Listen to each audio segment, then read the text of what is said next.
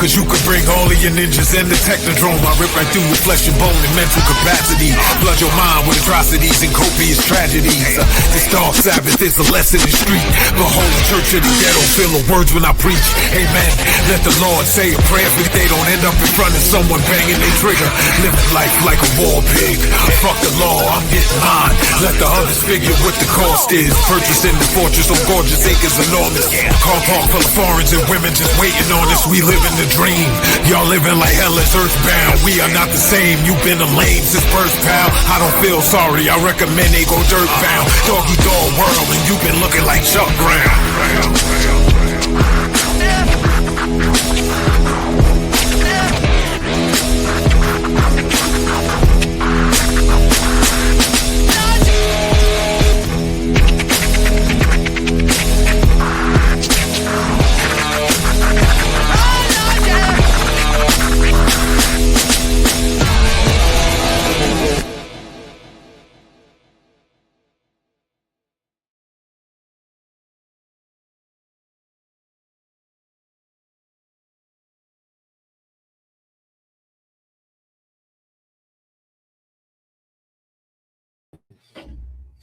Here we go. Well. Beautiful people, best damn nation. It is Wednesday, and you know what time it is. It is the Best Damn Wrestling Podcast. I am your humble host, Brian Renegade, and with me, I have the best damn crew. First of all, if you see this man in a dark alley, run for your life. He will beat you up, put you in the trunk of your own car, driving you in front of your job, and beat you up in front of all your coworkers. He is the green-eyed bandit. He fights people. Sometimes he bites people. He's your mama's favorite wrestler. And he can whoop your daddy ass. The one and only Roosevelt, the fighter. What's happening? Man, I'm trying to figure out this daggone app you got me on, and I can't figure it out right now. But we're going to make it do what it do. This is what I get for messing with you, man. Messing with you with these people and all these other different apps and whatnot. Hey man, you know the young folks try to put me on stuff, man. You know I'm an old guy, so I'm trying to figure out what the next new thing is. You know what I'm saying? So we up here live on Bigo. I think that's the name. Bigo, you go. We all go. Yeah, so, yeah. That's why that's the new Twitter. The new what's it? The TikTok. That's the new TikTok. Yes, new TikTok. Yeah, man. But listen, man, I'm so excited. We have a boss in the building today. Roosevelt, please. It's a boss in here. The boss of bosses. Roosevelt, please introduce our esteemed guest. Absolutely, man. Listen, man. You ever heard of a house fight? This right here is the king of house fights, okay? This man, when Big E came up with the terminology, big meaty man slapping meat, he was thinking about this man right here. Okay, big pause. But he was thinking about this man right big here. Big pause, you know, but I'll take it. He is the big hurts. He is the man that can pick you up, spin you around, and slam your ass straight to the ground. It's my brother. You know what I'm saying? I've known this man for a long time, so y'all give it up for my man. Forever in the day. Big DeAndre Jackson, man. Yeah, we forever in the day. We know each other. What up, bro? Hey. We don't know each other since you've been with 15? I've been in 16. Okay, 17. 17. So I've been in 17. This should be 18. So yeah, we don't know each other since. Yeah, for forever. The beginning. Yeah, we up there. We the unks in the locker room. We are, which is it's kind of scary sometimes. I know that threw me off first time. Malachi called me that. He was like, "What's up?" I was like, "Hold on, I ain't got no gray in my beard yet." Yeah, I was like, "Hold on." Trying to make me your uncle when I'm still a cousin. Like, who he talking to? I'm still big brother around here. Don't call me no uncle. I'm still a cousin. I ain't uncle yet, bro. Chill out. Right. Oh man, what's been going on, bro? How you feeling? Oh man, I'm feeling good, man. Feeling good. 37 and 17 years, I'm still able to get in there and do my thing, man. Still going, still Blessed, man. Just blessed. Good. We're excited to have you on. We're excited to have you on the show, man. Like I said, I've known you for years. We're gonna chop it up. We're gonna get to know you. We're gonna let the people get to know you, and we're gonna get this thing started. So I'm gonna let Brian start it off since he can talk this time because last week he had some issues. But Brian, go ahead and do your due diligence and ask your insatiable question that you like to ask everybody every show. Well, I got a lot of questions for this man and the boss house over here, DeAndre. Listen, I'm going to ask you a question that I ask everybody, and it's different every time. The question I have for you is, DeAndre Jackson, when did you fall in love with wrestling? All right, so now Latham, brown sugar. I was waiting for somebody to catch that. Like, I've been on this show, what is it, 4 or 5 years now, and you the first one, and I knew you would be the one. I knew you would be the one. But go ahead, bro. Man. I'm a movie buff, man. That's a classic movie, bro. As a hip hop head, that's a classic movie, man. Yeah. When I fall in love with wrestling, bro, man. My earliest wrestling memory that sticks in my head is Super Brawl 2. Juice and Thunder Liger versus Brian Pillman. I don't know why that just sticks in my head, but that's like my first wrestling memory. And from like that point on, I was just like stuck on it. Like I just like there's an old picture of like me like Christmas, I want to say. Well, I guess my mom got me the old WWF blue hard plastic blue wrestling ring. You remember that one? It was like a really hard blue plastic one. You had to put the post in there, and then it had like the rubber bands. Yeah. For the rope. Yeah. That was like the first wrestling tour I remember. Like Super Bowl 2 was like the first wrestling match I remember like in my head watching and like being stuck on. And then like my first wrestling event was at the famous Spartanburg Memorial Auditorium. So like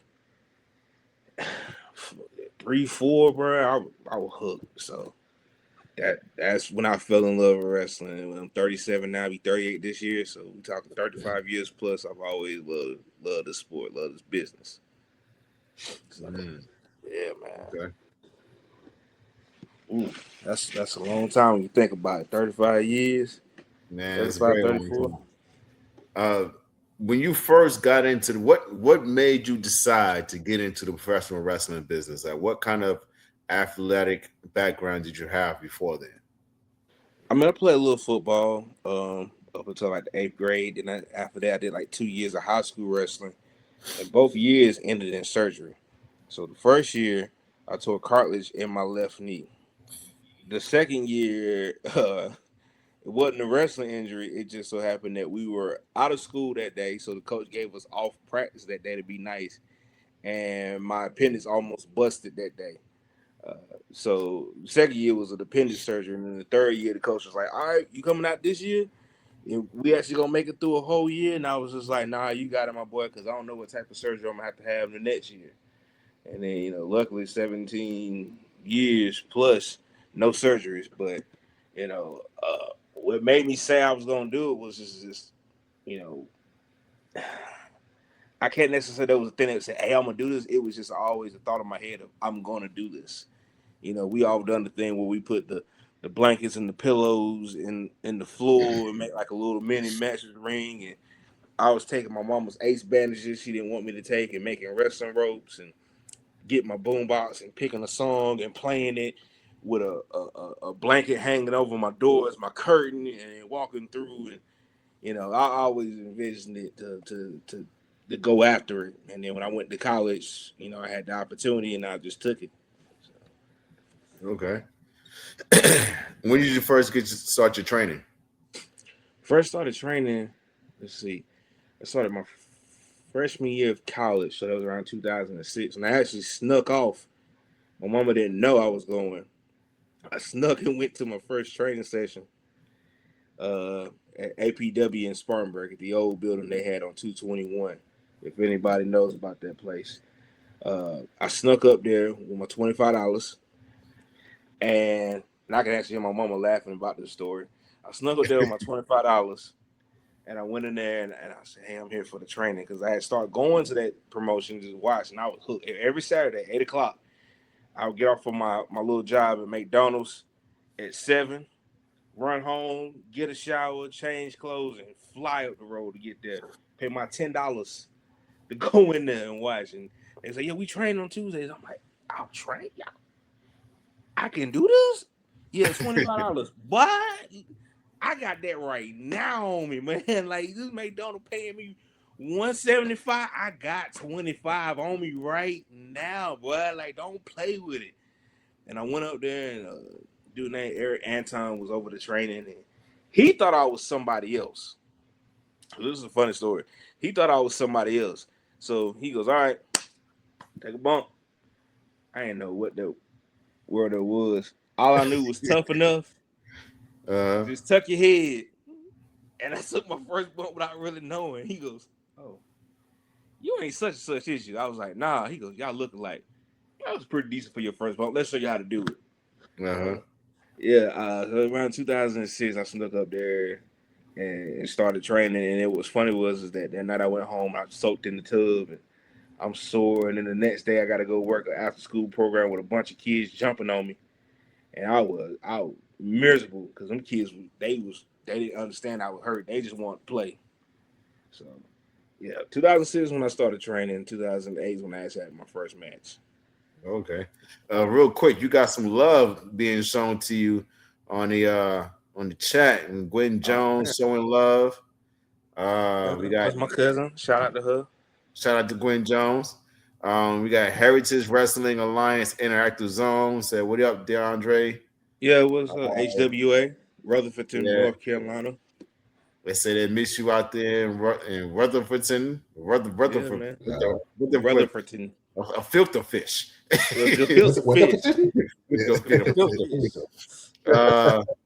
Mom Dukes is in the house. She said DeAndre Jackson was and still hooked. And she said she remembered when you snuck your little behind off and then went to do that wrestling thing. Because I eventually told her, statute of limitations, my boy. You couldn't do nothing then. Yeah. It didn't long way to say my big guy Dre. Yes, sir. All right. Absolutely, man. You are a really, really good heel. And it's really hard to gravitate to a heel and like them. But when I see you as a fan and I watch you in the ring, I'm gravitated towards you, and you just pull everybody in the audience into what you're doing. Oh, yeah. Where did you really learn the art of being a heel? My sophomore year of college, we used to have roast sessions. Just unmerciful roast sessions, man. Like, you gotta keep up. Like, it would be us. Like, we go to the main part of the campus, and it'd be some of us in the main room playing the game. It'd be like 2 in this room, 1 in this room, and another one in the kitchen. And we just throwing, like, we snapping. And, like, you can't just be like, well, yeah, yo, mama, you gotta keep up, or else you gonna get ate up. And it wasn't nothing of like, hey, man, we just saying this stuff to be mean. It was just, that's how we was just having fun.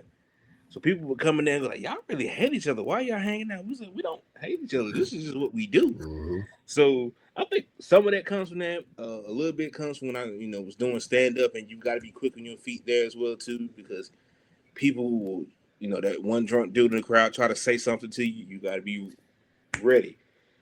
That's another part of it as well. And then the rest of it, shoot, man, I guess naturally I'm like that. I try to hide it and be nice to people, but Ro knows how I am. Cause we done grew up in this thing together, so he knows me for real. Like, but a lot of that comes from them roast snapping sessions, and then doing stand up and just trying to think quick on my feet. So I'm always one step ahead. Man,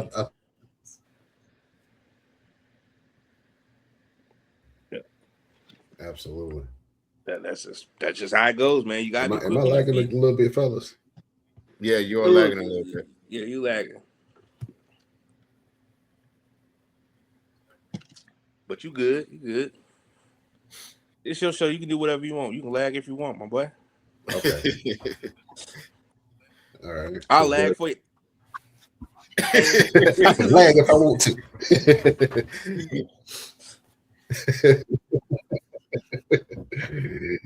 Oh man. So You've been in the game for a long time now, man. Do you still have like dream matches that you want to do, especially with indie wrestlers? Yeah, there's still dream matches. There was one match I was supposed to have that I didn't get. It got canceled, and I would love to get it if I could. He just came off injury. I actually was supposed to wrestle Eddie Kingston one time, and that match got canceled. And that was one I really wanted because I have respect for Eddie because I feel like we two are the same type of kindred spirit. Just just two guys in reality. We just like, man, ain't really like that wrestler type guy that's gonna come out there and be like, lockups and da da da da. It's like, nah, man, we two fighters, So that's a big one. I would love to get finally. If I had a dream match, Chris Hero. I was thinking about that this morning. I said I would love to face off with Chris Hero as well. I've knocked out a few of them as well that I had that were dream matches. One I would have liked to have, but health reasons, he's not able to right now. Is Keith Lee. I want to wrestle against Keith Lee. That was just one of those ones I was like, man, that would be an interesting one to have. But a lot of my dream matches that I had versus Keith Lee would be indie-wise, crazy. yeah, a lot of my dream matches I've had, I had them. Like at one point, I put out there, I want to wrestle Jeff Cobb. I got to wrestle Jeff Cobb. So it was randomly in Wisconsin, in the middle of a snowstorm, and the place was packed. But I did it, and so I don't really have too many like, man, it's like the dream match. Like if I could just, because I've wrestled a lot of people that I want to wrestle. I've, like me and Rowan wrestled, I think a couple times. I know we wrestled once, and that when that with Jim Anvil Nyhart, we met Natalia's parents. But like I don't have too many like quote unquote dream matches, and I'm at that point now where I don't necessarily make those requests because I'm at that point where now I'm just giving back. Now no, I'll take that back. There is one I would like to have, me versus O'Shea Edwards. That's one I would like to have. I haven't got that one, but I would like to have that one. Ooh. So any bookers that are out there listening, you want to make some money? you want two guys that's gonna come in? We can make that happen. Really why? Listen, wait a minute. There's actually two guys that are doing a series of shows in these malls. That what? Let me holler at them after I get off. I mean, have your people call out. We can make something happen. You know what I'm saying? Yes, sir. Oh yeah. But yeah, at this point, like I said, we can make something happen. I think that would be a banger. That'd be a banger. They had him, and then because I've known him for so long, probably me versus Darius Lockhart. I feel like that'd be a good one as well too. So yeah, if you're gonna book me, if anybody's gonna book me versus Joe Black, please don't. Me and him are tired of facing each other because we always wind up hurting each other afterwards. I mean, that's always the best matches though, is when you wrestling with somebody that you cool with, your family, you love each other. You already know, listen, it's gonna hurt tomorrow. Yeah, but I love you today. It's like that's why people be like, yeah, man, I'm trying to get them bees. And I'm like, you don't want to pay the price for them bees. You don't want. And it's like, I don't want to pay the price for the bees. And like everybody in that whole crew, I have faced off with. Like, what makes you think I want to do that again? Right. In fact, I think I fought everybody in that group except for O'Shea and Jakami are the only two I have not fought yet. Yeah. So. I mean, you got to put in some work for that, man. It's when people be like, yeah, man, Joe Black got the bees. I want to get a set of them bees. Or I'm like, man, you really don't want to pay the price for that. How do you know? Man, how do I know? Bro, I don't. Me and him done traded fists and live to tell the time. It's like two old ancient warriors. We talk about that all the time. It's like, hey man, we just two seasoned warriors that went back and forth with each other. So Yeah. Damn, Vegeta and Top. Was it difficult coming up with your character and who you wanted to be and portray in the wrestling ring? Yeah, it was. And I say I really didn't find who I am now until like probably almost 10 years into my career. Probably I really wasn't 100% sure. When I started off, when I started off, I took the name of a WCW tag team, Chronics, because I just thought that was cool. And I had the K's facing backwards, you know. I was like, hey, I gotta be different. Instead of just the K's being regular, one's gotta face the opposite way because it looks cooler. As well, and then there was like a bunch of other, you know, tidbit things that happened in between, including, you know, the typical JYD type dancing gimmick, because everybody's like, oh man, you remind me of JYD's. And it's like, all right, cool. But to find myself in all of this, it took some time. Like it was 10 plus years. Like I remember going to my WWE tryout in 2015 and still not 100% of like who I was. I was just a guy. I was a jag, as Steve Smith Sr. says. That was just in the ring, and I can't tell you the exact moment it clicked that I was just like, man, I'm this, but it was probably close 2017, 2018 when I finally started, like, you know, figuring out like, hey man, this is who I am, this is what I'm gonna be about, this is the style I'm gonna be, you know, whether people like it or not. Um, I mean, it was so many you know, transformations of what I did and finally getting to that point. And I want to say, Ro, because you can vouch for this, it was probably around the time when Huckabee and, you know, pitched the Big Hurt idea. It was around that 2017, 2018 time. And his reasoning for pitching that was, hey man, when you smile, you look like Frank Thomas. You just call yourself the Big Hurt. Yeah. One, that's a weird comparison, my boy, but two, that's actually a pretty good idea because no one is doing it in wrestling. And so it became like it was like almost like a switch overnight of like, yeah, Big Hurt. But it was just still more of the having the processes and pull it together and figure out what it was. And it probably wasn't until like 2017 is when he pitched, in 2019 is when I finally started really pulling it together and, you know, being like, okay, this is what it is. So yeah, about 2019 is when I finally hit the stride, because then I felt more confident in anything I was doing as well. And by that time, you know, all the tryouts and like trying to get in, all the other stuff, I had been past. I was just like, I'm just gonna do this. Like if somebody sees something and they want to take a chance, cool. But I'm gonna do this my way, how I want to do it. I'm gonna dress how I want to dress.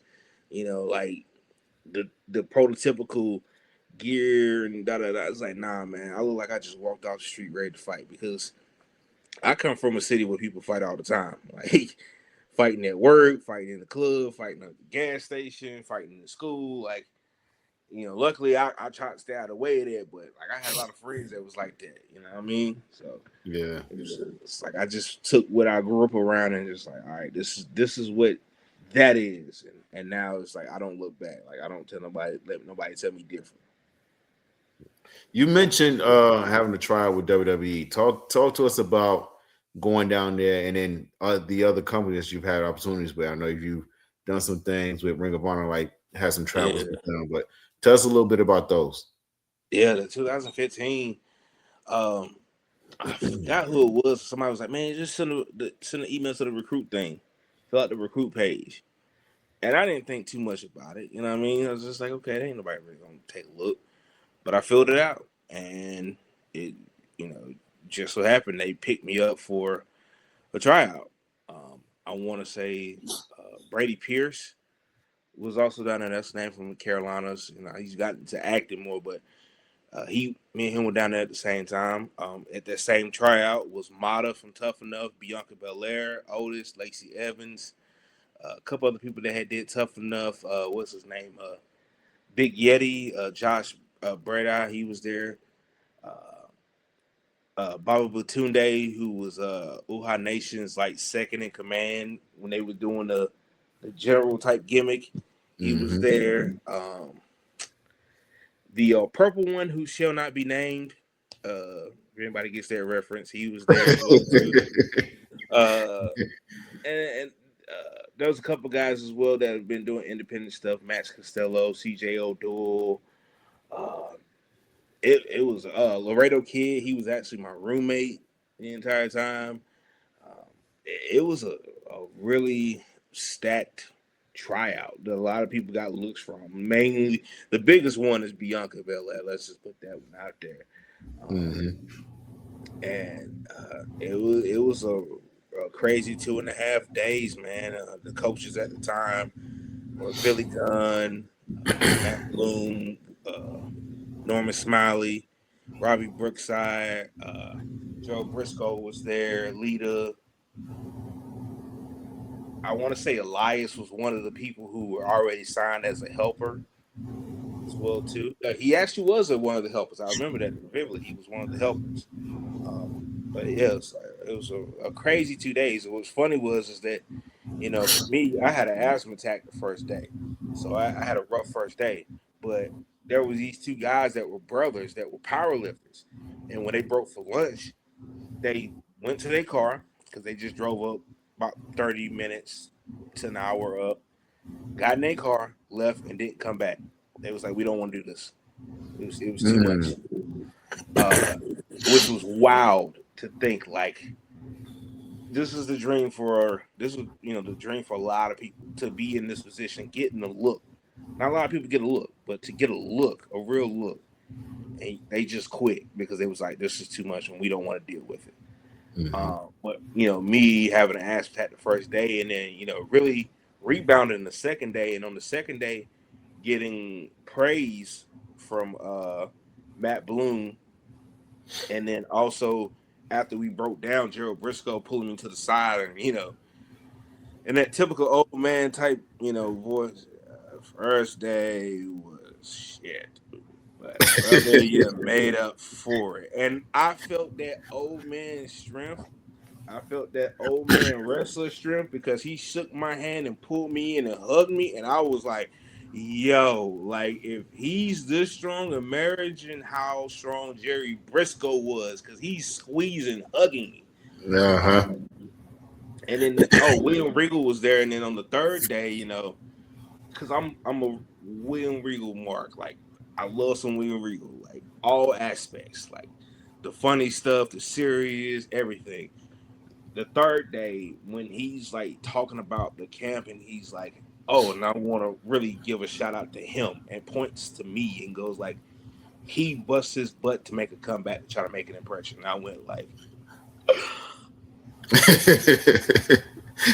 even not like and deep down, like I'm like, man, that was like, man, it was a rough one. Like, and even so, Norman Smiley, and Robbie Brookside just being there the entire time talking to me and stuff. And I'm just like, God bless both of y'all. Y'all both are like, they're two people I like. Everybody loves Norman Smiley because he's such a good guy. But Robbie Brookside made a very big impression on me as well because I knew of him, but just the fact of like that and then me going back and research, I was like, yeah, he's like top of the tier in my book. But of course, nothing came out of it. But the fact of having that experience and being able to like go like, man, that's something that a lot of people my first year would have said that would never happen for me. Like I started in 2008. 7 years later, I did that. No one probably would ever say, "Yeah, man, he'll get it." No one ever said that. Like it was everybody else, but for me to get that opportunity and to get that look, it was like a priceless experience. I wish that maybe there could have been a couple things I could have like did. I could have got I could have been a little bit more stricter to get in even better shape because I had dropped about 30 pounds to get ready for that tryout. When I found out about a few months, I dropped about 30 pounds. And so it was like, okay, maybe I could have even pushed a little bit more harder to drop a little bit more. But at the same time, like, I don't have any regrets on it because, man, I was never supposed to have that opportunity. Let it be told by a lot of people. So, yeah, I mean, it's just one of those profound memories that stick in your head for forever. Absolutely. But WWE is getting back focused in. Oh, go ahead, Brian. Well, I'm gonna let you finish what you were about to say, and then I'm gonna go ahead and after that. Go ahead. All right. Well, WWE has a lot of focus back onto the independents again. So there's a good chance that you could get called again. So how do you feel about putting your foot in the door in that aspect now? I mean, it almost 40. I don't know, but if there was an opportunity to at least get a look, man, I couldn't turn it down. It's just like, hey, man, you got to do what you got to do. But I've seen that, and I feel like that's a good opportunity for a lot of our youngsters to come in and get that opportunity and as well. And we've seen it within the North Carolina aspect. We've seen it. LeBron Cozone, Blade Brown, and Manny SoFly just had a tryout as well too. So a lot of those people I'm rooting for. Like I'm rooting for them Firestar kids. Like that's number one because those like my nephews and nieces in the wrestling business. So I'm rooting for them. But if the opportunity came up for me, I'm not gonna be the one to necessarily turn it down. It's gonna be a lot of hard thinking because I'm gonna be like, oh man, my knees, my back. I really want to do I want to do all these rolls and bumps and drills? Like, I don't know, my boy. Like, roll, you probably do these, but I'm up there going like, man, like I'm trying to Abby this thing, bro. I'm trying to Abdul the butcher this. Like, come on, let me pull back a little bit, but yeah, man. I mean, like I said, the opportunity came up. I'd be a fool to not at least think about it and entertain it. You know what I mean? Yeah. You never know. You never know. Go ahead, Brian. Yeah, man. Pop up suplex everybody. Where did that German? Pop up German. There was this random Instagram page, and I still follow it. They would post these random Japanese clips, just of like matches, finishes, entrances, just sequences and all this other stuff where they would chop up the match and explain the match, explain what was going on with the match and stuff like that. And one night I was just on the page and it's a Noah guy and I'm gonna forget his name. Is it Segura? Man, I can't pronounce his name. I know in my face, I see his face. In my head I see his face, but I can't think of the name. It's slipping me. But he did it in a match with Marufuji. And when I saw it, I went like, man, that's interesting. I ain't never seen nobody really do that over here. Period. Like, I wonder if I could do something with that. And so I just started playing with the idea. I would be in the gym and I would get like a 45-pound weight and I would just kind of practice the motion of it. Just to see, I can't remember the first was it Kenway? Was probably one of the first people I did it on at a match down in Atlanta for Murder One, and I just did it, and I was like, when I did it, the crowd had a good reaction to it. And I went like, okay, there's something there. This is just one of those moves I just have in my pocket, and I'll pull out. And I would just have it, pull it out, have it, and pull it out, but it wasn't to the level how I was using it. Until one night, Murder One, he was just like, yeah, man. Yeah, if you know Murder One, you know how Murder's like, yeah, man, you know how that thing you do, that suplex, that German, that's the bench, my boy. Like you met Murder, so you know how Yeah, he is. that's Murder all day. Yeah, that's Murder all day. My boy. I've been in the ring with Murder, so that's like how he talk. I'm like, Murder, so you don't want me to do the other thing? He's like, nah, man. That German though, that's the thing right there. And so I went like, okay. And I did it for the match. That was the finish for the match, and I did it. The crowd was like receptive to it. So I was just like, oh, there's something there with this. Let me keep rocking with this. And it was just literally me working on it and figuring out how to get to it and how to just deal with it. And it became one of those things where it would be like, I would show up at shows and I'd be introducing myself, and like it'd be one person like, hey, you the pop-up German guy, right? It's like, yeah. Bro, we love it. Like, and now it's just like I'll be out in public at different spaces, non-wrestling spaces, and there'll be somebody like, oh man, don't pop up German me now. And it's like it's like it's just the thing now that people like it as well. People like be out in the woods like, hey man, I'm gonna get my boy to pop up German you, and somebody be like, pop up German, hey man, show him the video of you doing the thing. Come on, stop playing around, bro. Show him. So like it's really taking the identity of his own. Like, yeah, it's people just love it. And I never forget when we did the first Greensboro show. I get to the back and I forgot who told me. They was just like, hey man, when you hit that, Caprice Coleman jumped up in the air, was like pumping his fist. He's like he hit it so clean. I was just like, well, if Caprice say that, then yeah, man, I got something here, man. You know.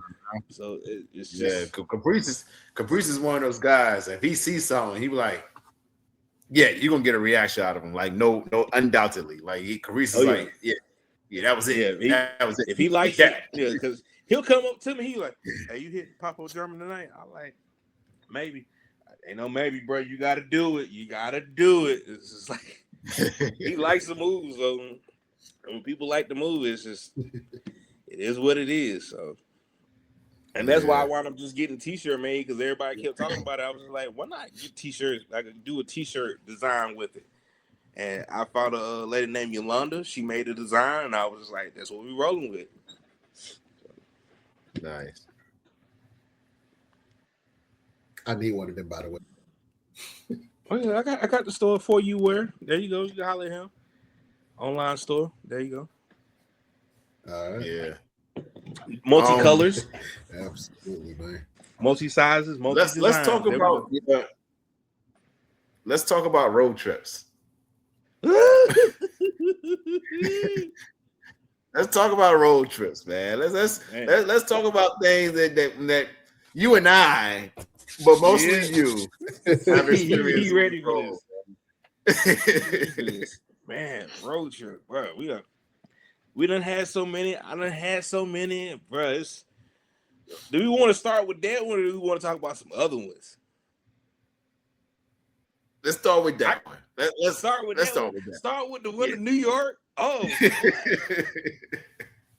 we talking. All right, so quick backstory, ladies and gentlemen. So, we had a car full. Actually, it was a van, SUV, full of talent. Going to go to New York. We was going to do a tryout for Marvelous was Pro. It Russell One? No, Marvelous Pro. Yeah, Marvelous Pro. Yeah, Chinsuke Nagawa, Sumi Sakai, Dave Fleury. And we were driving up to New York at the House of Glory. Yes, where they didn't even want us to come in the building. Woo! they was big mad that our Carlo, South Carolina, North Carolina. Came up there. This Carlo is me, Ro, James Anthony, Huckabee, William Huckabee, and Joe Black. Mm-hmm. We were supposed to have Tim, the Infinite Man, role, but I think he wound up having something else, and he was just like, I gotta step out. But it's 5 of us in this SUV driving up the road, and I want to say from like Virginia into New York, I drove. Now, Brian, let me tell you something about your co-host. The further we get to New York, the more his New York comes out. Meaning that tone, that accent that you hear most New Yorkers have, the closer we got, the more it comes out. We get into about Queens where we were staying. And like I drove into the city I don't drive to the state. I'm driving good because I did this job before, but I'm driving good. But he knows the area. He goes, "Hey, your son, pull over. We Chinese fire drill." Huck gets into the seat behind the driver. I get into the front passenger seat. And before we could even like close the door and lock ourselves in, this boy done took off. And he hitting these spaces this small. Like Fast and the Furious. And me and Huck are like two little kids screaming like, "Yo, slow down, bro."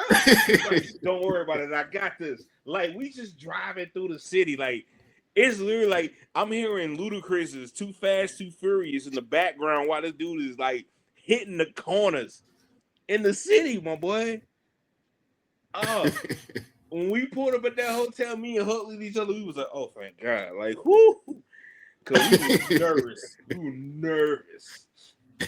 Yes, but yeah, we encountered a little bit of hate when we got to the school because we went up there with the mentality of when people think Southern guys in wrestling, they think, Tennessee two-step, we gonna talk it out there, do a little bit of a Memphis stuff and da-da-da-da.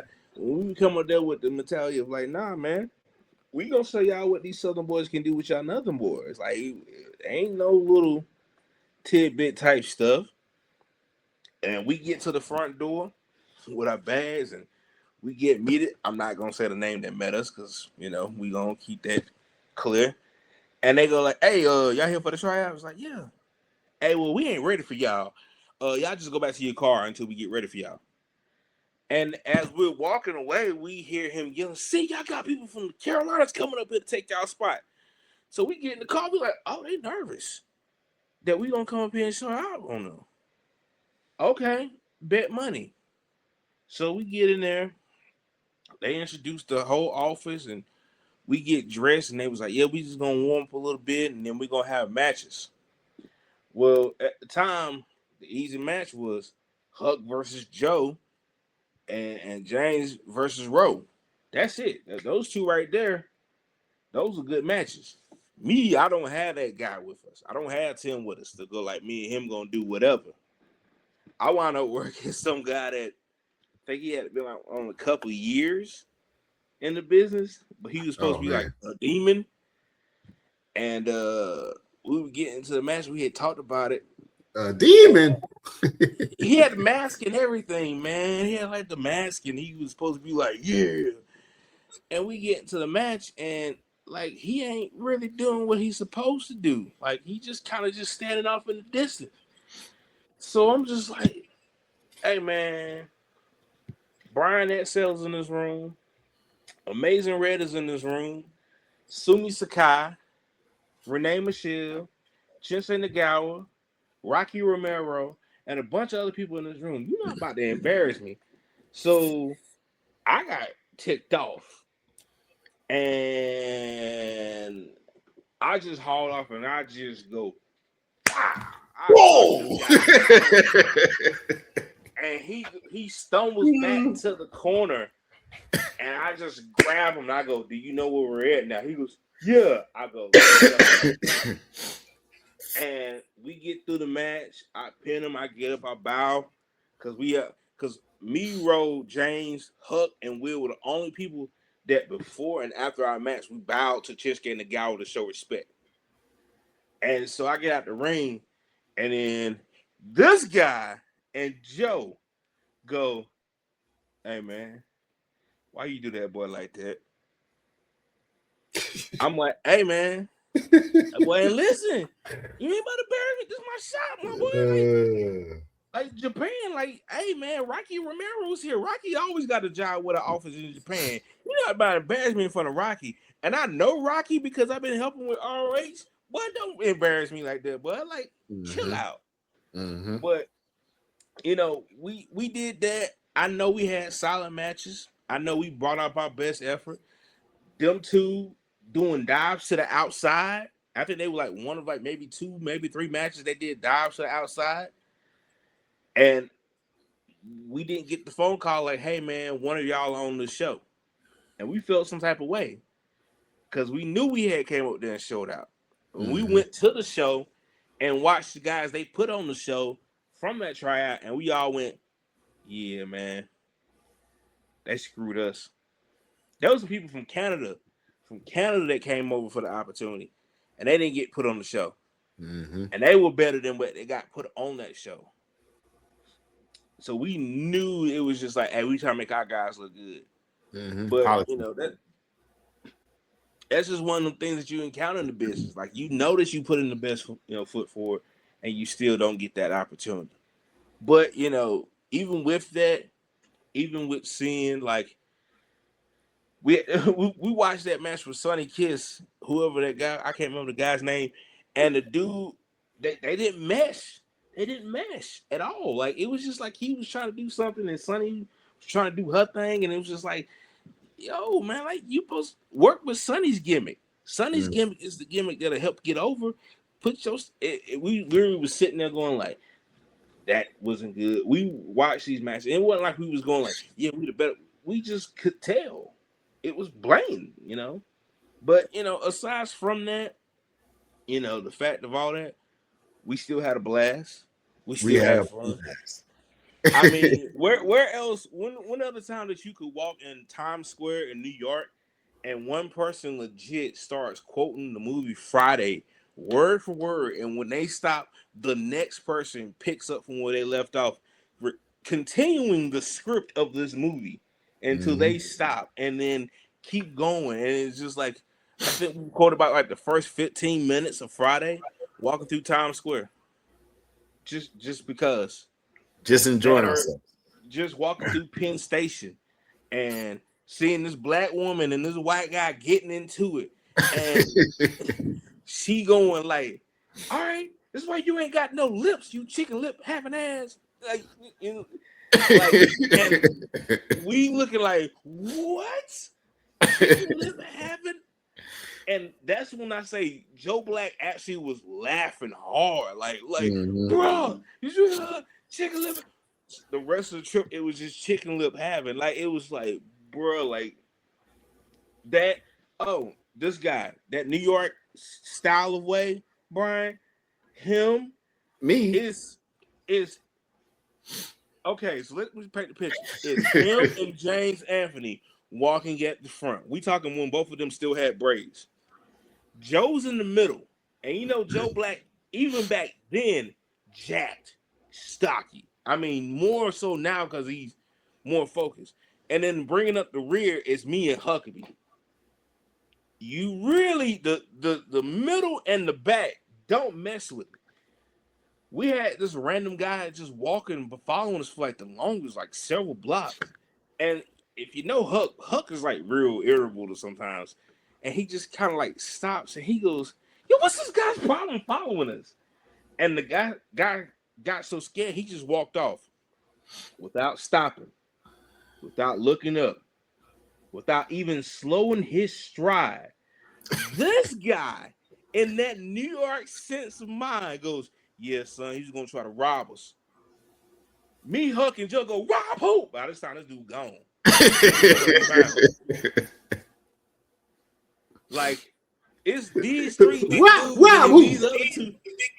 Rob who? This dude gone by now, and he doesn't even stop. He's just like, yeah, man, he's gonna try to rob us. That you said that too calm, my boy. Like, yeah, he get closer to New York, bro. And when he goes back for that fight in February, watch him. He might walk to the ring with a bacon, egg, and cheese, or chopped cheese or something, man. And some Timberlands on. Exactly. He might come out to Ja Rule and Fat Joe's New York. Like, I'm just saying, man. I don't know why the closer that people get to New York, that New York do come out. You know what I'm saying? We start saying son. Yeah, I was like, wait, my little cousin, son. Yeah, my little cousin, born and raised in New York. When he's down here, he's like a Southern gentleman. Closer he gets to New York, he's just like, yeah, son, like for real. Like, you hear me, son? I'm like, bro, man, like, chill out, bro. That's all good. Pause. I hear you, my boy. Pause. Yeah. Pause. I hear you. Just saying. Yeah. But yeah, that's like one of my. That's like one of those man. road trips right there. One of those funny ones. Like the other one is me, Movie Mike, and Zuki King driving through a snowstorm to get to Minnesota and Wisconsin for me to work Jeff Cobb.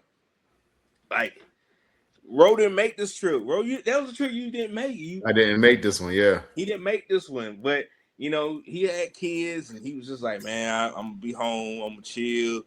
And I was just like, well, man, I'm going. I'm supposed to work Jeff Cobb. Like, I'm not missing this.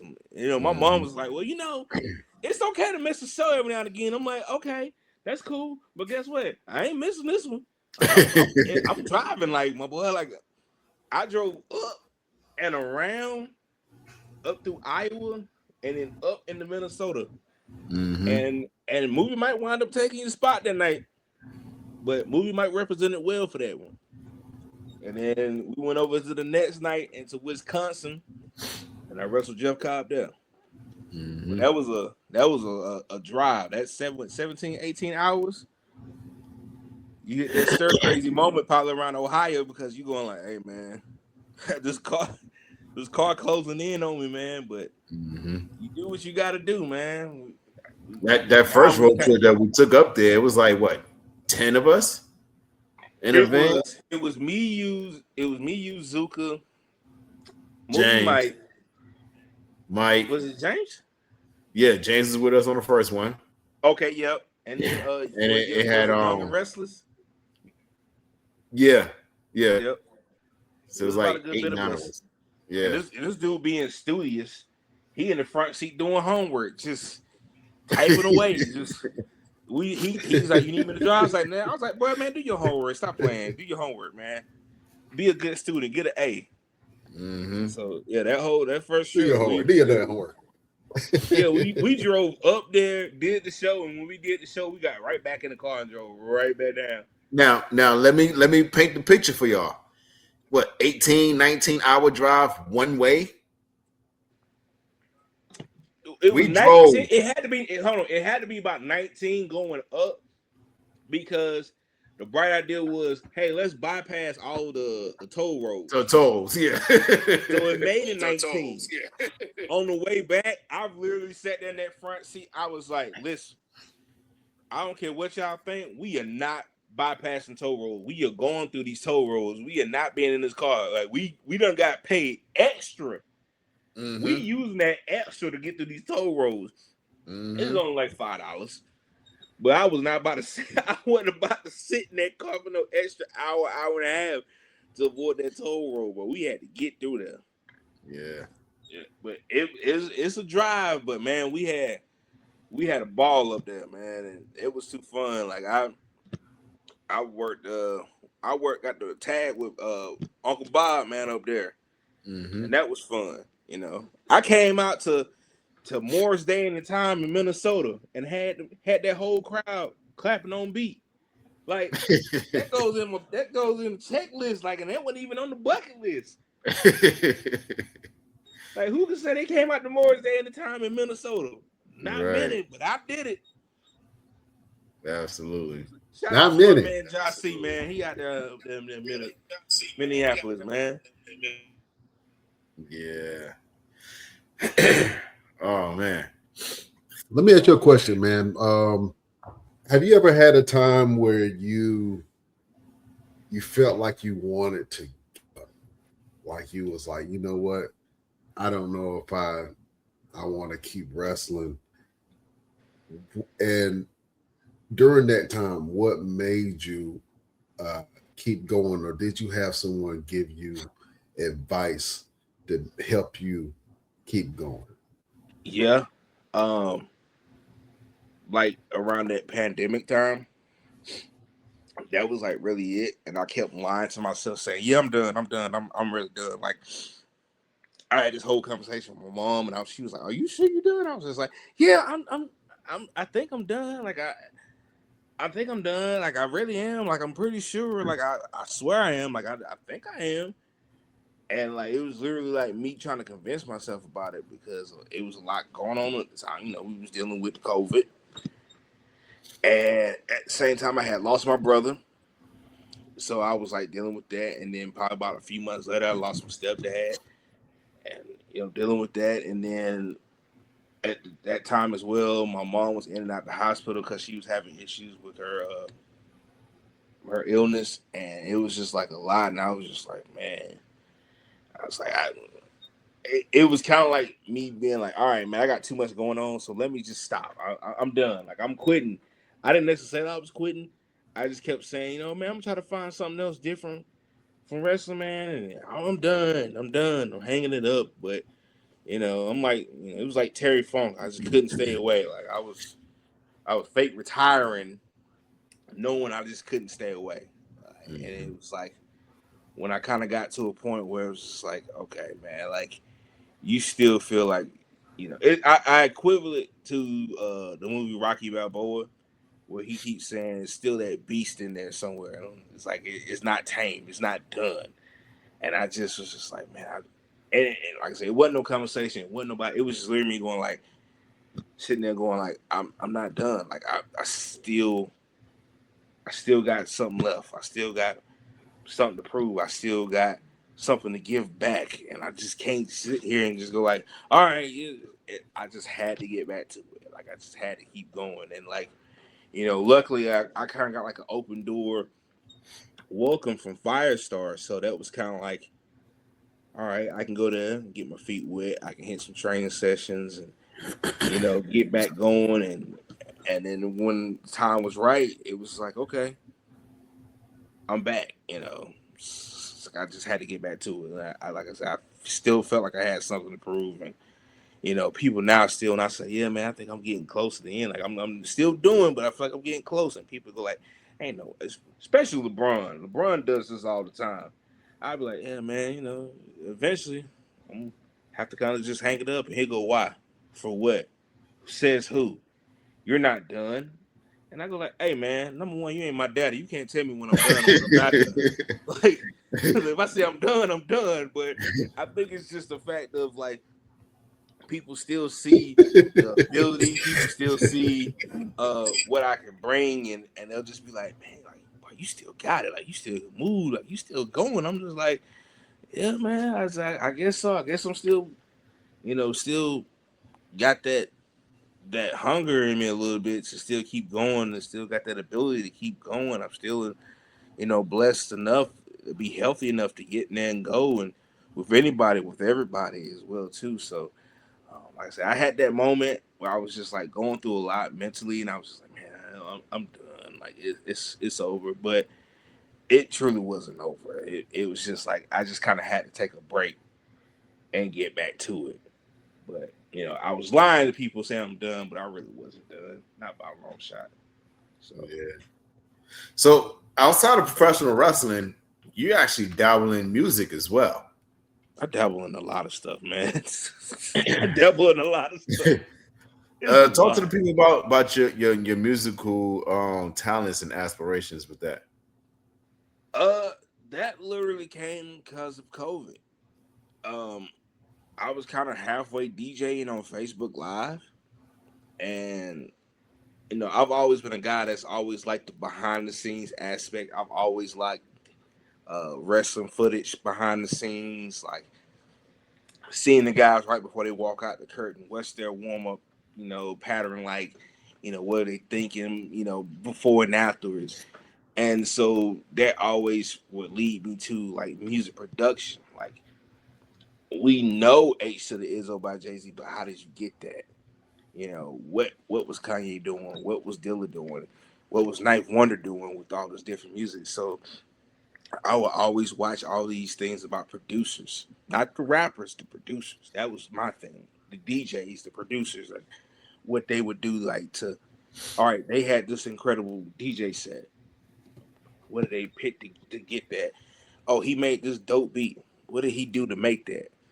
And so I was watching a lot of Ninth Wonder stuff, and it slowly, that creative monkey on my back is kind of like him with all the stuff he does. He just like, you know what? I'm gonna do it. Just try it. It was literally like, all right, it's COVID. You really ain't going nowhere but to working home. Why not? And so I got like a little pad and started from there. And Like all things weren't great. I erased a lot of my earlier stuff because I'm like, I don't want to hear that. But slowly but surely, just working on the craft, and a lot of that time during COVID, watching guys still have shows like him, like Rob Killjoy, like JD Drake, watching all those guys still, have matches and doing that. It just was like, all right, you keep working on the craft. How they do this, or you learn how to do this, you learn how to do that, you figure out how to do this, you put these two things together. All right, well, I remember how to do this. Let me try to use it like this. And pretty soon it was just like, man, now I got to get an NPC because I'm only so far limited with this laptop as well. And then it just became this thing of like, all right, now I got a placement on this album. Now I got a placement on this album. Now I done made my first project. Now this person wants to do a whole project with me. Now it's like, all right, I done made a song that was on the album that I use as my theme song. Now it's like, all right, I done met legends in the game. I done met Dame Grease. I done met Large Professor. I got a guy that has connections with multiple people in Gene Brown that when I met him, he was like, yeah, I know about you. I seen your stuff. I went like, what? Like, and now it's just like, when people talk about music stuff, especially in the Carolinas, it's like, hey, I'm looking for a producer. And I automatically get tagged by people. And it's just like, man, I didn't think like starting off I would get to this level. I would have liked to, but it's just one of those things that you just you think about it, but you don't necessarily think it will happen.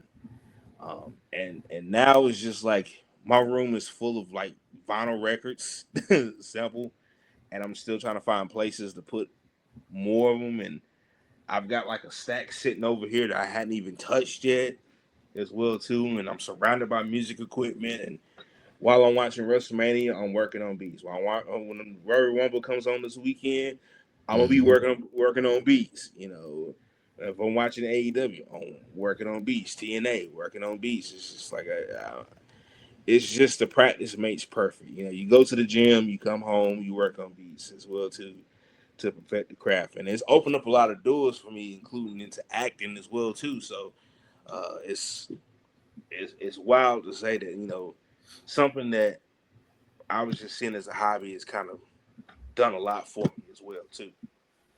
Made a little money, not a lot, just a tad bit, enough to get a Whopper with cheese, but You can put cheese on yours, I right? can put cheese on it. I can put cheese. Yeah, cheese and some barbecue sauce on that thing. Yeah, just a little bit of barbecue sauce. Well, listen, man. And I'm loving you that your story, and then it's great that you're doing music.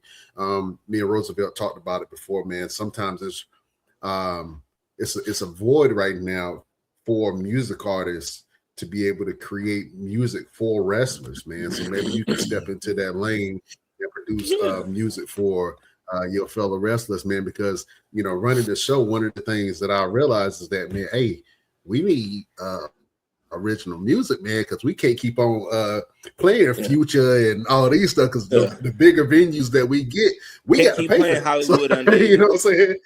Bro, when Hollywood Undead came out, bro, every show somebody was using that song. I was just like, bro, y'all just find something else to use, man.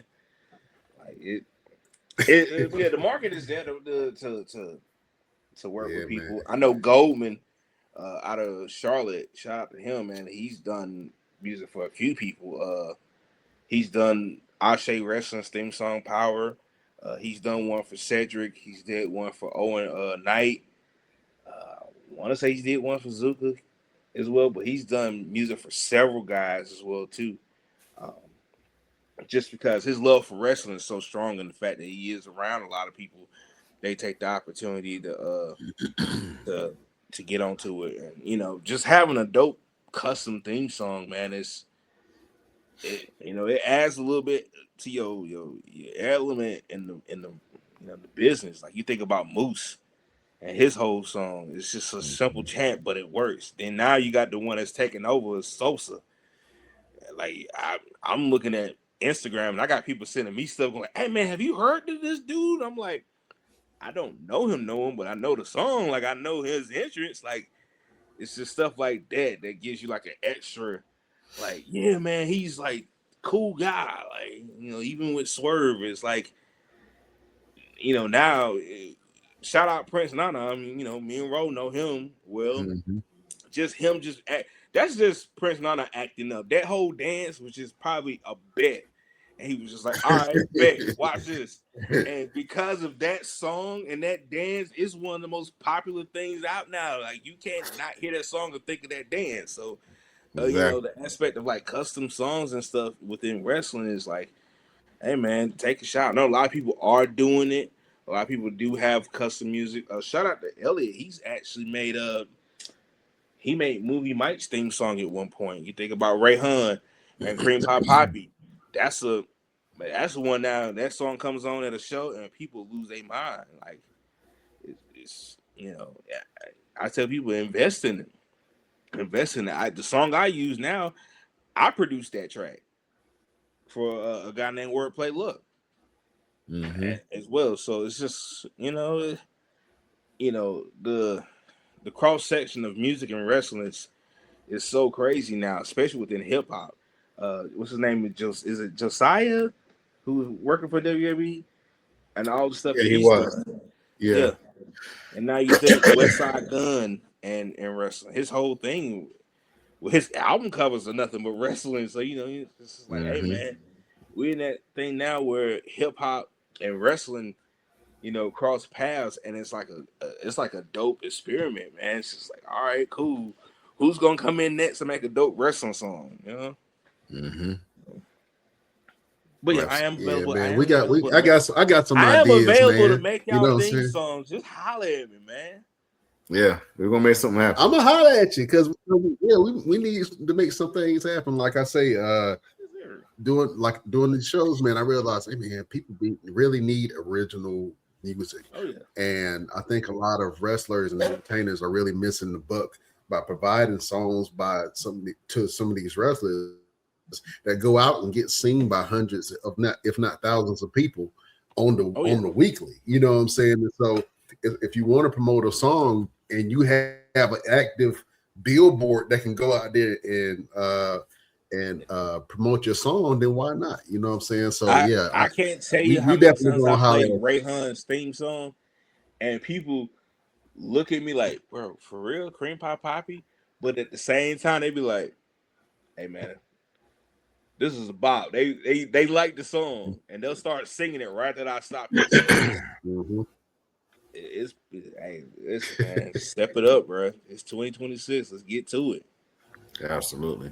That's right. Step it up, step off. Well, first of all, speaking of stepping up, we have this thing on the show. First of all, I'm sure that you and Roosevelt have faced off before. But for some reason, he has this thing where wrestlers come on the show and he has a problem with it. So what I want you to do is I want you to cut scathing promo against Roosevelt and our segment Best Damn Promos. He said some unsavory things about you before you came on. Damn. I ain't gonna repeat it. You know what I'm saying? I ain't gonna repeat it, but I'm just saying it needs sort of rebuttal. That's all I'm saying. So I want you to go head to head against Roosevelt and cut a promo. I want you to threaten him within an inch of his life. You know what I'm saying? The only way that DeAndre Jackson can. So, man, prepare yourself. Are you down Put for this? me on the spot. Man, that's right on the spot. Yeah. This like that. Does, you know what I'm saying? This is like a sway in the morning freestyle, funk flex freestyle. Like, hey, yeah, man, I'm about to drop this beat. You got a freestyle on it, man. Like, come on. It really is. yeah. You got to spit that hot fire. Absolutely. I ain't eat no sandwich or nothing to get ready for this. Like, jeez. That means you're hungry. Man. You know what I'm saying? I know, right? Say you're hungry. You're hungry. Yeah. All right, let's do it. Beautiful people. Promo on Roosevelt. Just talk my trash, man. She's just I don't know, man. You gotta think and you just be like, you know what, man? I'm mad at you. Should have kept the braids, my boy. I'm mad at that. You know what? Grow your hair back out. You know what? I'm going to grab your head with the little hair that you have, and I'm going to pull it out and grow your hair back out so you can get the Mario braids. And then I'm going to cut them and leave you bald like me. Come see me. There you go. Oh, man. Well, look. First of all, calm down. You're too loud and you ain't even saying nothing. You're too loud and you're not even saying nothing. Listen here, Mr. Big Hurt DeAndre Jackson. The biggest thing that is hurting right now is the fact that you are still in the wrestling business, because what else is there for you to do? What can you do? You talking about, oh, my knees, my back, my neck, and my back. What is it that you think that you're capable of doing to this day in a professional wrestling ring, especially if you're stepping in a ring with somebody who likes to fight? I don't care if you're the big hurt, the little hurt, the sideways hurt, left hurt, right hurt, your nuts hurt, your back hurt, your knees hurt. I don't give a damn what hurts. If you step in the ring with me, I'm going to hit you so hard that your kids are going to hurt. Because I've always been, and you've known this firsthand, the man who likes to fight.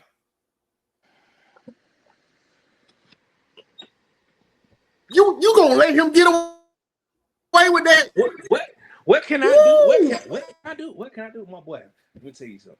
What can I do? You said my knees hurt, my back hurt, my nuts hurt, da da da da da. You say, what can you do? Let me take a page out of your book. Everything. You say you missed everything. I'm truly missed everything, because I can do everything, whatever I want, however I want. The big hurt will lay the hurt. I will leave you laying, my boy. You say you like to fight. Guess what? I do too. And every man can talk that trash. Every man said they can knock you out with one punch. Every man has that same plan until they really get punched in the mouth.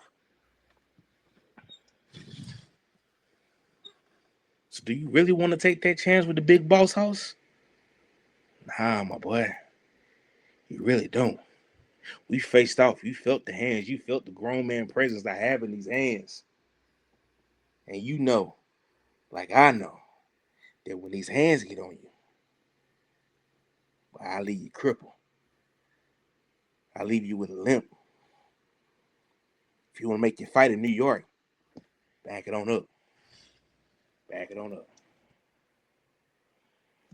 What? Yeah. What? What? Come on, boy. What? It could be too old. It could be too old. Just a second ago, you had all this air in your chest, all this loud bass in your voice, but now it seems like you got a little bit of. It's still there. Little. Your volume is kind of calmed down a little bit, because you're understanding and you're realizing a lot more that who you talking to. That's right. You think that you're talking to Victor Andrews. You think that you're talking to the guy that you stepped in the ring with many moons ago. But DeAndre Jackson, let me explain something to you. I am not that man anymore. You've seen it firsthand. When I step in the ring with a suit, I'm standing on business. But the minute that shirt comes off, business is about to get handled. And when it's two big monsters right here come out, it ain't no time to play. It's time to go night-night. Bop, bop! That's the last thing you're going to hear. These two boys right here. He said, you won't go night-night? It's Brian in the background doing the face. Yeah, living everything. Brian taking off the glasses. He getting well, I'll be ad-libbing. I'll be instigating. Brian sometimes. That was back in school. Was like, I bet you won't swing on him. Right, yeah, exactly. Yeah. He talked about your brother. He gonna punch you in the face. He said he gonna punch you in the face. He the one that make it worse. Exactly. Yeah, You know what he's like? He's like Martin and Play off of the first house party when they in the cafeteria. He's like, oh man, you gonna go out like a suck, like, bruh, stop. You gonna go out like a sucker. Exactly. That's him. And here's the kicker: when we did man. the first Greensboro show, he was running around like that. I saw him. Exactly. What? Big ass instigator. Well, listen, man, I'm gonna put Brian in the hot seat one show. We'll make him do a promo again. Exactly. I would love to see. You know, I could cut a promo. You know, I like you said, man. I grew up doing dozens, so I had to learn how to be quick with it and let him go trash. walk the bar with Joe and watch Joe get him. I listen. I love Joe Black. I love Joe Black. He's a great brother, but I will smash him on the microphone. I don't care. Anybody, put him on. Put him on. I don't know, boy. Because listen, his promos are like his promos are like battle raps, man. His promo is like reading the encyclopedia. It's like you got to look it up. What the hell he just said? What did he just? I know it's in Joe Black. What did he say? What he call me? He is the Black Edgar Allan Poe. What he call me? How you spell that? I like that. He is the Black Edgar Allan Poe. I like that because that's what we're gonna call from now on. Yeah, that's everybody. What I like that too. Black. So when his promos come out, the Black Edgar Allan Poe. Mm-hmm. And he'll be like, yeah, you're right. I see that. Without much anticipation, but he's like, yeah, I see that. That's about right. Yeah, that's Joe all day. See that. Yeah, that's him.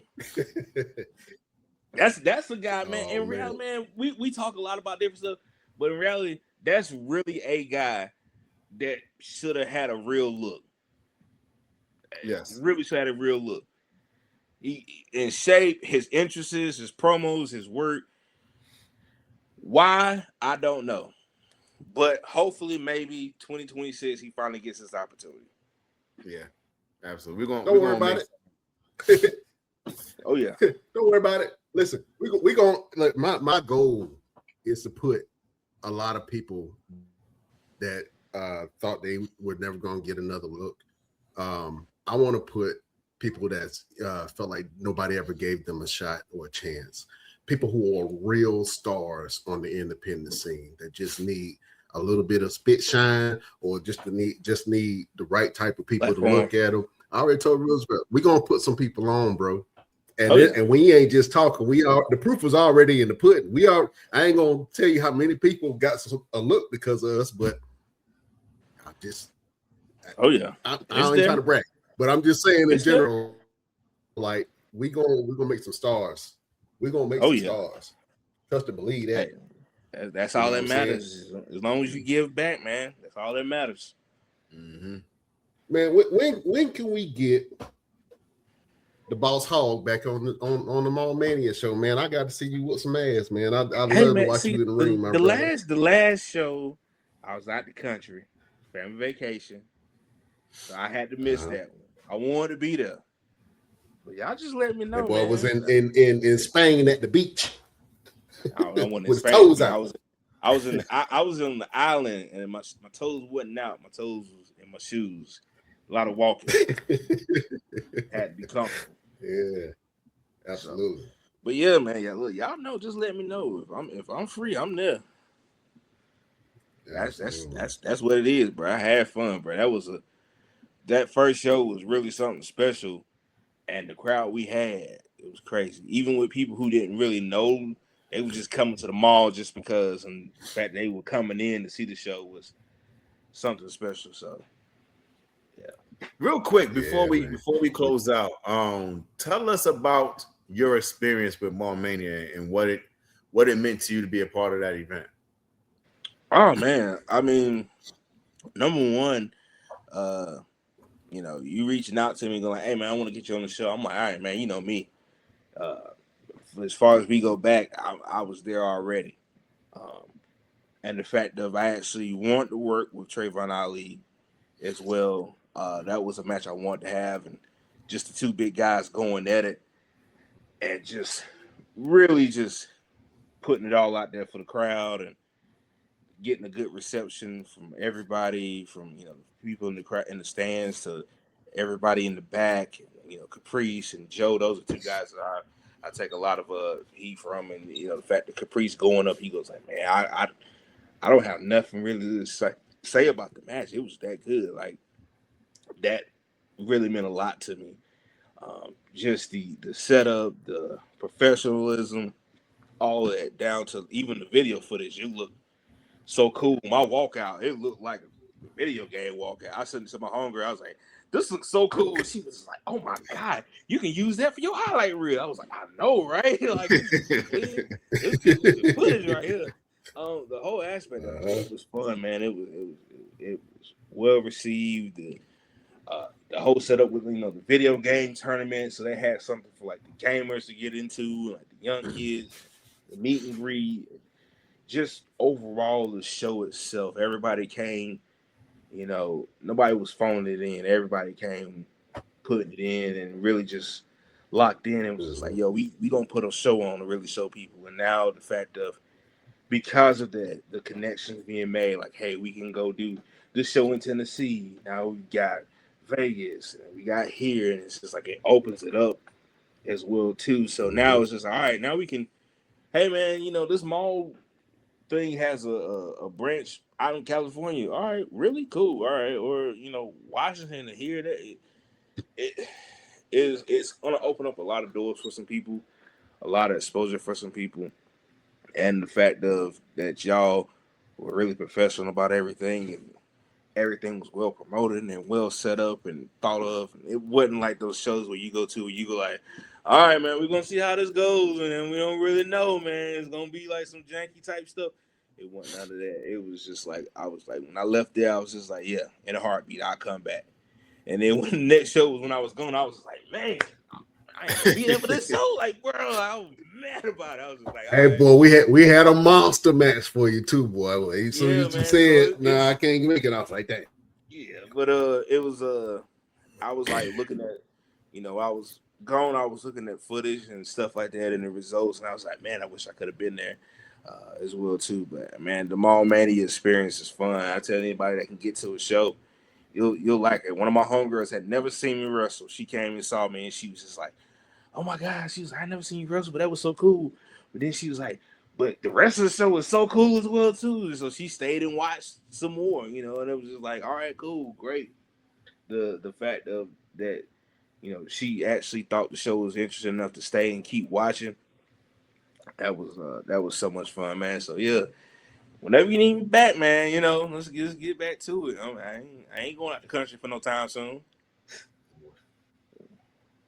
We're gonna make some things happen, man. And I think that from me being a wrestling fan, I am a newbie in the wrestling business. I know nothing about the wrestling business. I'm not claiming to be no promoter or nothing like that. But what I do know is how to treat people. You know what I'm saying? And I wanted the people that's never seen a wrestling show before, people that normally wouldn't even give wrestling a second look, to sit there and enjoy themselves. And I think the biggest flex that we have is that we made a lot of new wrestling fans that didn't like wrestling before. You know what I'm saying? Exactly. And so for me, those are the people that I'm looking for and I'm targeting, versus people who are already wrestling fans. People who are already wrestling fans are looking at it like, oh, this is a dope promotion. This is dope. This is kind of cool. Like, you know what I'm saying? So as we grow and we keep on doing more events, man, we just want to put on for, the city, put on for the talent that's coming up, man, that we really think are really, really talented people, man. And it gives the opportunity for, a lot of people, they love to see AEW and WWE, but they can't necessarily afford to get to those places. So this gives them that experience of getting to a wrestling show and seeing a ring in person. for a decent price, but with good action. You know, guys that are going to put on, hey, like we are working in front of 10, 20, 30,000 people. We going to really put work in as well, too. So, like I said, that's why I said nobody phoned it in. Nobody was like lollygagging. Everybody was just like, yeah, we going to do this like it's like the real deal. Like, this is, hey, y'all coming in here to work. Ain't nobody lagging as well. So, I mean, and then everybody's on everybody to have a good match. You know, the vets in the locker room, you know. And you do say your mud hole stomping, too. Oh, yeah. The gang stomp, yeah. Yeah, like y'all have the gangsta. Yeah, I ain't know if you had a name for it or not, but whenever you stomping somebody and you cussing them out at the same time, I love that. I was like, oh, didn't I tell you to get your hands off me? Yeah, I took that from two movies. Don't Be a Menace While Drinking Your Juice in South Central, the beatdown scene, and then Chris Rock and Money Talks at the end. Well, he's stumping out the French guy. He was like, "We gotta go. Don't ever call me your homie, Frenchie." I took that for. I don't know what made me do it. I was in the middle of a match and I just did it, and I was just like, "Yeah, this is sticking." Get your hands off me. I took that for and it just works. It just works every time. Yeah. So, like I said, Mall Mania is definitely a dope experience. If you can get to a show, show. Man, it's always fun. Yeah, bro.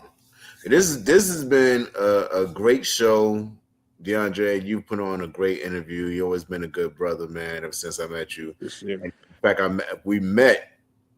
I want to say we met a show before then, but we met at Texas Rangers show. Yeah, I heard about some of them Texas Rangers shows. Texas Rangers show. Hey, man, listen. And that was an experience. Imagine, like, he put a lot of money into these shows where it'd be like legends and stuff and whatnot, and we would just. He was like, "All right, we're gonna have a signing, and we're gonna have this." But every show, he was main event. Don't know who he was working with, but main event. And he would give himself like some WrestleMania entrance. Like one of them, the person came out to the ring, and then like all of a sudden, this is music blast. It was an army. When we did an army, and it was like music was just blasting, and like I mean, just ungodly. And then at the back of the armory, the roll-up door starts coming up, and smoke is coming under the door. And as it's coming up, you see flashing lights, and it's this big pickup truck, and he's on the back of it, just going wow. As the truck drives into the building, and he's just like giving himself this grand WrestleMania entrance. It was just so funny. I never get one of the first time me and Hero watched that entrance. We were like, bruh. That's a lot going on. Then we did that other show outside where Lady Topper was there, and like we had with Chase Stevens and Barbarian. It was like a bunch of people on the show. And once again, main event, people in the ring, and music comes in extra loud. And then off to the side in this alleyway, you just see these lights cut on and an engine rev up. And it's just red like Corvette, top of like he's standing up, holding up, going crazy on the back of the car. It's just like, hey man, you giving yourself, you booking these shows and it's a crowd and we making money, but you giving yourself the WrestleMania interest in the main event, my boy. Show. That was a show we almost got in trouble too. Oh yeah. He went to the hospital. And no, it's about me and you. Me and you almost got in trouble. Cause that was the first time we met Lady Tapper, and we was like, "Oh yeah, that's when she was dating Red." We didn't know. We honestly didn't know. We was like, "Who this chick?" And then when we found out, we was like, "Oh, okay, yeah, she." Yeah, because it was like, Barbarian's niece. It was literally like this. It was like, "Oh, bro, you see her? Yeah, who that? Oh, that's Barbarian's niece." Oh, okay, yeah. And she married. Oh. And she married. Oh, well, all right. Well, who's she married to? And they do it over there. Yeah, we're gonna leave her alone next. Yeah, let's keep on. Keep it Big pushing. Red. Yeah. Big Red, man, he still cut hair up in Charlotte, man. Yeah, you Shout out do. Big Red. Yeah, Yeah, man. But yeah, that same show was the same show where he did the Corvette entrance, but he wound up going to the hospital, and like all of the all the guys wouldn't let his girl leave until she paid everybody. Yep. Cause it was like, oh, he's trying to pull this move. I forgot who it was, but it was like they kept. I think somebody took Mike her Devine? keys. Somebody took her keys, so she couldn't leave till she paid everybody. Mm-hmm. Oh, that was Cassidy Riley that took the keys. There you go. Cassidy took the keys, so she couldn't Chase. leave. It was like, yeah, we ain't. Chase Stevens and Cassidy, yep, took the keys, so he couldn't leave. It was like, oh, we're not getting screwed tonight, and she paid everybody. And then when she paid everybody, when they laid the keys somewhere for her to find them. Mm-hmm. Woo-wee. Great times, great memories. Good times, man. Well, you ain't going no place. Nowhere. Listen, I'm 44 on Friday. Okay. You ain't going nowhere as long as I'm gonna keep doing this. You're gonna keep doing it. I'm gonna be like, come on, Dre, get up. That's what everybody say. Time to go. Everybody say that. Everybody's like, nah, man, you gotta keep going. I love HWA. I did one shot for them. And when I got done, it was like, hey, yo, you got to come back a lot. You got to keep coming back. I did a show for them Thanksgiving night, and they had a show that Saturday. And I was only going to do the Thanksgiving show. And my family got me booked on Saturday show. And I was like, hey, man, I was trying to sit at home and get some rest. Y'all done got me booked out here. They literally booked me. They literally was like, yeah, we coming back Saturday. And then the promoter comes back. He's like, hey, man, you know you booked Saturday, right? I was like, no, I didn't tell you I was coming back Saturday. He goes, your family said they're coming back, so I guess you got to bring them. I was like, you know what? Y'all got to stop talking so much. I was going to sit at home and watch Golden Girls on repeat. Stop tripping. Yeah. Nah, we're going to end the girls, show, man. You know, it's been a great interview. But you know, we got to do this every single week where we leave the people with a bit of motivation. Hey, hold on, before we do that. Okay. Shout out to your ad at the beginning, the gummy ad. Oh. All I feel like it was missing was my name is Willie.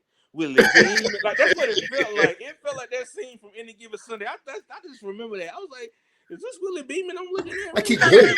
Like the screen. He was like, you know, after this we can get in the gym. Like this. Yeah. I gotta make a new one. I gotta make a new video. You really do with that song in the background. Yeah. It's gotta be in the background. Like really low, but just enough where you be like, is that what? Okay. I'm with it. I'm with it too. We're gonna do that. I'm with it. All right, DeAndre Jackson.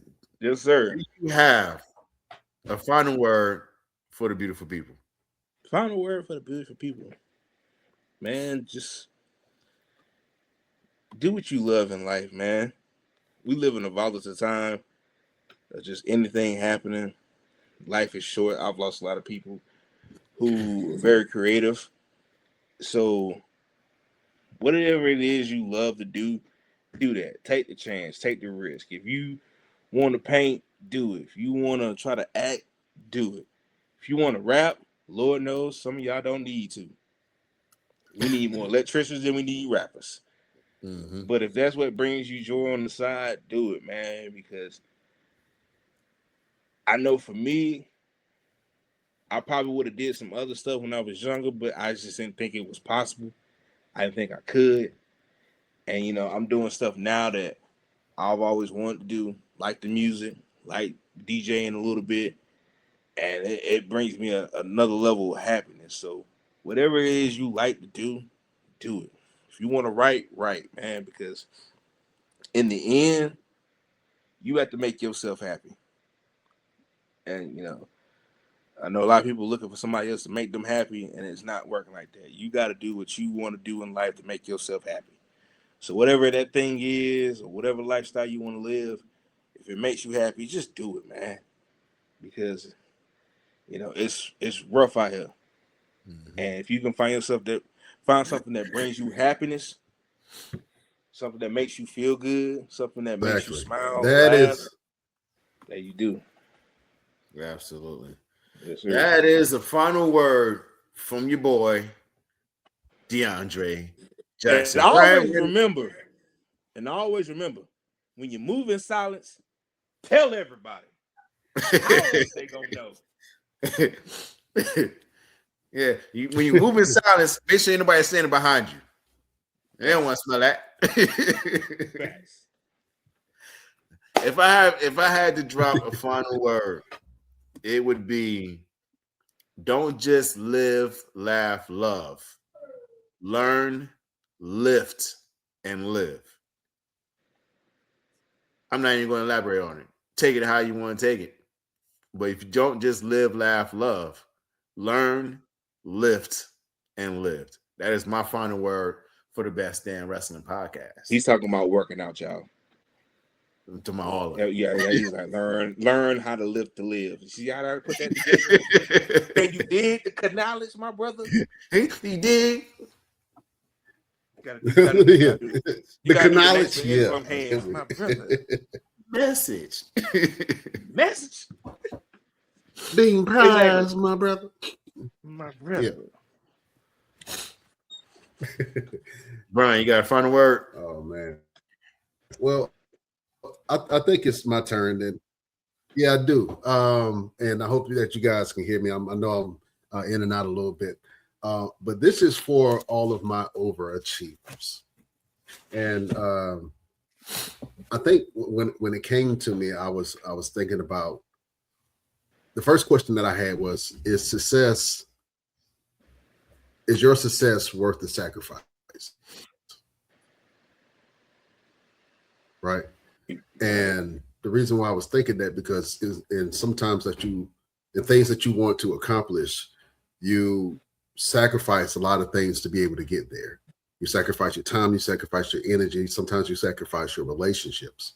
You know what I'm saying? And it got me thinking, not all sacrifices are worth the success. It's heard that. You said a word. I'm going to reword that. Success should serve your life, not replace it. Man, but you just said a word. Do not let the very thing that you were fighting for destroy everything else that you were working for. You know what I'm saying? So success should serve your life and not replace it. Do not lie on the laurels of I'm successful and I can treat anybody how I want to treat them. I'm successful, so this is my life, and all I know is success. Because you can measure success in different ways. You can measure success with money. You can measure success with love and relationship that you have in your life. That's how I prefer to measure my success, is the love that I have within my house, the respect that I have from my friends and family. And do you have a successful relationships? Do you have successful ties other than money? If money is your measure of success, then you will be a lonely rich fool. Facts. So success serve your life and not replace it. That is a final word from your boy, Brian Renegade. And now we're gonna pass it on the collection plate. Is that a good one, fellas? That was good. Now we're gonna pass the collection plate around everybody with an A and B selection. Pass it around, yes. $20 only. We're only gonna take it $20. Yeah. Close the doors. Matter of fact, we close the doors. You ever been swallowed? Shout out Drewski, man, because that's scary. I want everybody to match this $100 bill I got in my hand. I want everybody to match this $100 bill I got. Put it right back in. You know, the Lord told me we're supposed to raise $50,000 right now. Matter of fact, $55,000. He just spoke to me. Oh man, ladies and gentlemen, we can't hold y'all too much longer, man. Thank y'all for joining the podcast every week. Make sure you tune in for all the great interviews that we had with this good brother DeAndre Jackson. Make sure you follow us on all our platforms. You follow us on Instagram at the Best Damn Wrestling Podcast. Follow us on our Facebook group, Best Damn Wrestling Podcast Facebook page, the BD Wrestling Podcast. Our X, Best Damn Crew, Twitch, the Best Damn Wrestling Podcast, and on our TikTok. We got to put some more videos on the TikTok, Brian. Best Damn Wrestling Crew. You can also go to our website, www.thebestdamnwrestlingpodcast.com. Visit our affiliates, the wrestling. And no Snapchat? We ain't got Snapchat. No, we don't need Snapchat. Man. Okay. We don't need Snapchat.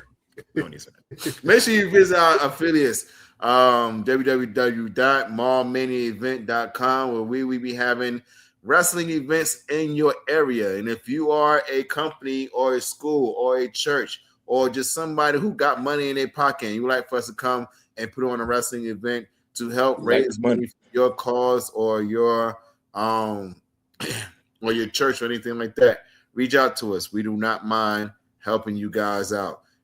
And also visit our other affiliate, the Blue Hearts for Autism. I can't talk today because I'm hungry. I need some cookies and milk. Lord. This is the biggest reason why we are doing everything that we are doing. It's the biggest reason why we just started the podcast. The reason why we started doing Mall Mania events is for Blue Hearts for Autism. So make sure you guys visit us and visit our Patreon if you want to drop some dollars. You want to drop some dollars? Please drop some dollars. You want to drop some dollars? Visit our Patreon. What's the Patreon, Brian? It ain't down. Patreon.com. Oh yeah, Patreon.com / the Best Damn Wrestling Podcast. Yeah, there you go. Yeah, I'm on it. Yeah. Shout out to all our you could just go ahead. Oh, okay. Yeah. Or you can just go on all of our platforms and wherever you get your podcast, just give us a like. You know what I'm saying? Just share it with somebody. Let them know, hey, we here. You know what I'm saying? Shout out. I just looked at the country map, all the countries that listen to us, and I think it's 106 countries. So shout out to everybody that show us love in all of the countries that we're in right now. Thank you for everyone who supported us last year in our Mall Mania events and our podcast. We got some great interviews for you guys this year. So we're so excited. And check out DeAndre Jackson, man. He is a great talent, solid brother. Follow everything that he got going on. We're gonna have him for another Mall Mania, and he's gonna pop up German suplex every damn body. Got to. Mm-hmm. Got to. All right. Everybody got to get it. All right, DeAndre, real quick, man. I want you to help us end the show. Is that cool? Yeah. All right, cool. I'm going to say we will see you next week on the next best.